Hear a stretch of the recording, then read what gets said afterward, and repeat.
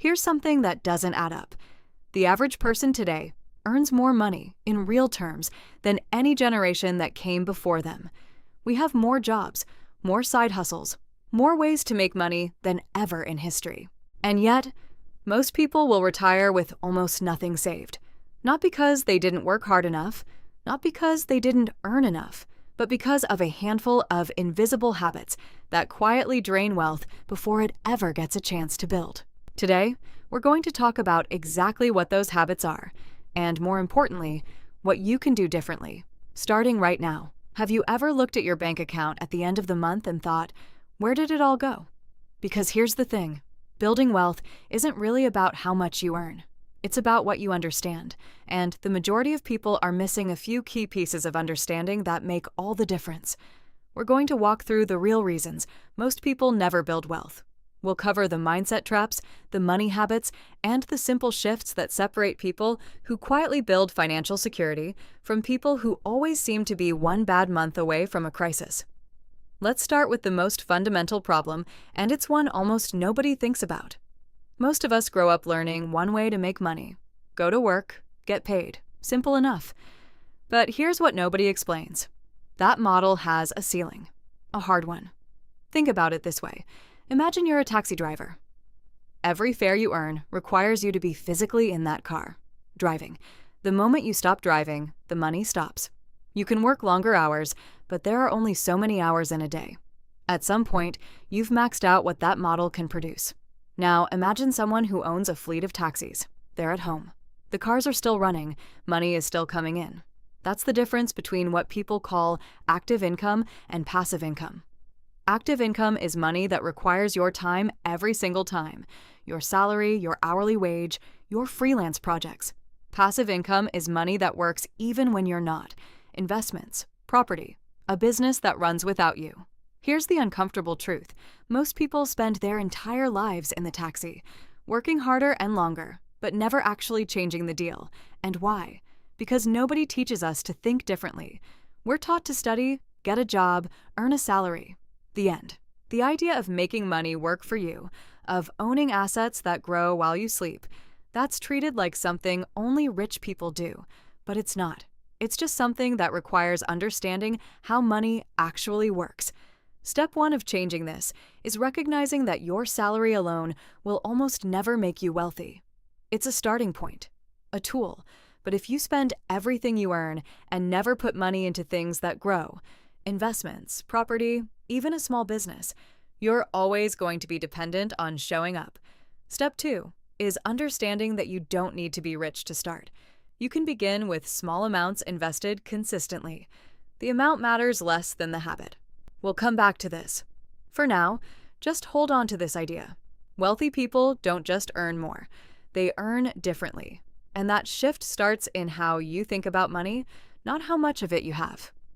So let's say you understand that you need to save and invest. Most people do, at least vaguely. They know they should save more. So, why don't they? Here's the real answer. Most people save what's left after spending, and there's almost never anything left. Think about a typical month.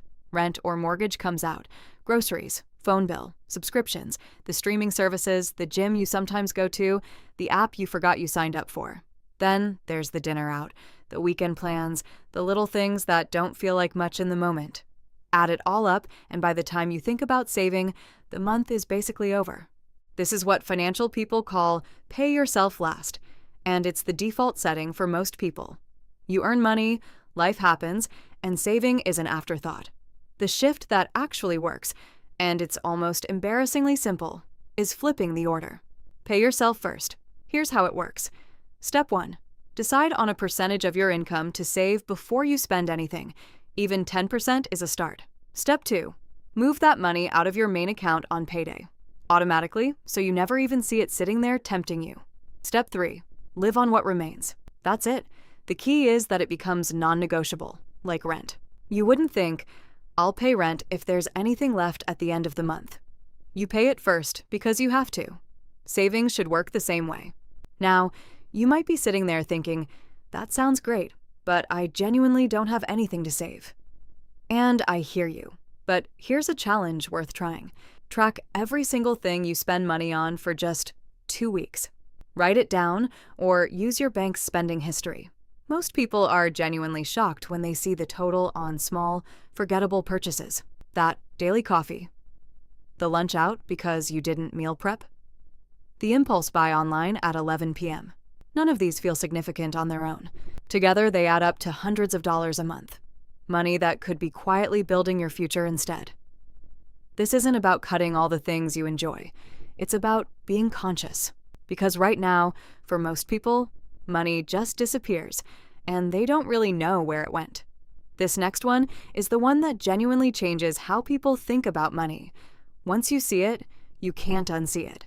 It's called compound growth, and the simplest way to understand it is this. It's when your money starts making money of its own. Let me give you a concrete example. Imagine you put $1,000 into an investment that grows by 7% per year.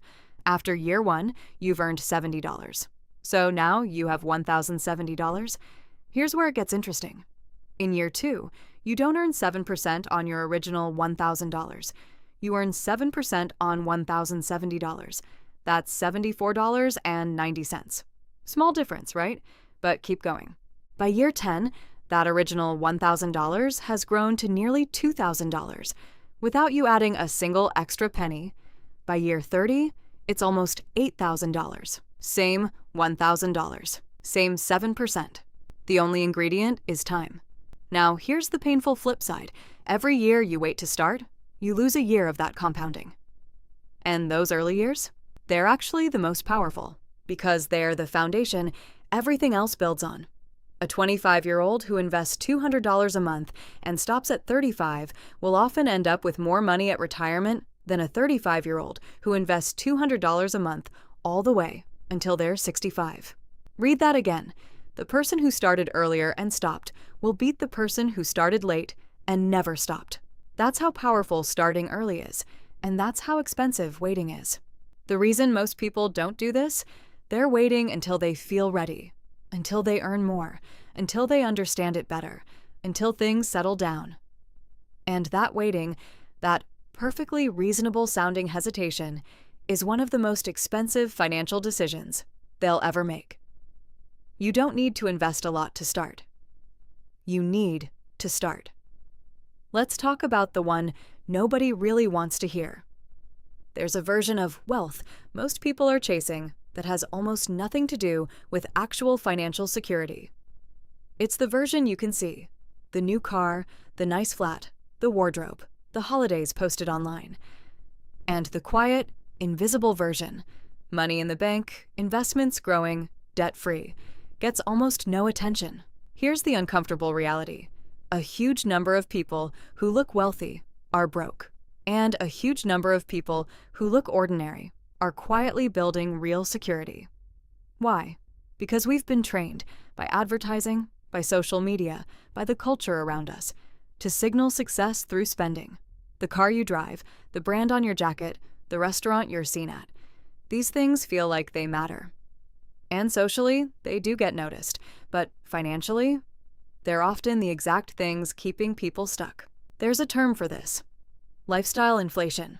It means that as your income goes up, your spending goes up to match it, or even overtake it. You get a pay rise, and within a few months, you've somehow adjusted to a lifestyle that costs exactly as much as you now earn, maybe more. Every new level of income feels like permission to spend more, and the spending always seems justified. You work hard, you deserve it. But if every raise gets absorbed by a more expensive life, your financial position never actually improves. The people who build real wealth do something that feels almost counterintuitive.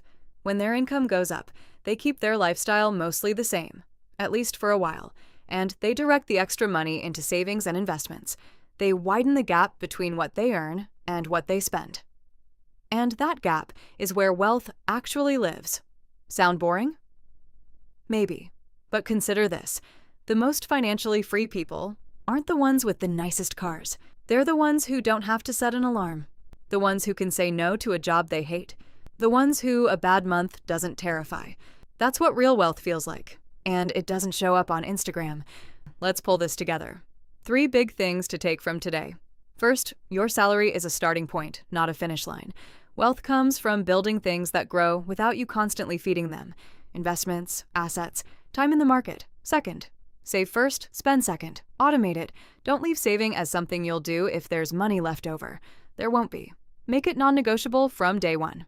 Third, compound growth rewards the people who start early, not the people who start big. Even small amounts, invested consistently over time, can build something genuinely life-changing. The most expensive thing you can do is wait. And the thread running through all of it? Wealth isn't about what you earn. It's about what you understand and what habits you build around that understanding. If this video made you think differently about money, even one small shift, that's exactly what this channel is for. Hit the like button if you found this useful. It genuinely helps more people find these videos. And subscribe so you don't miss what's coming next.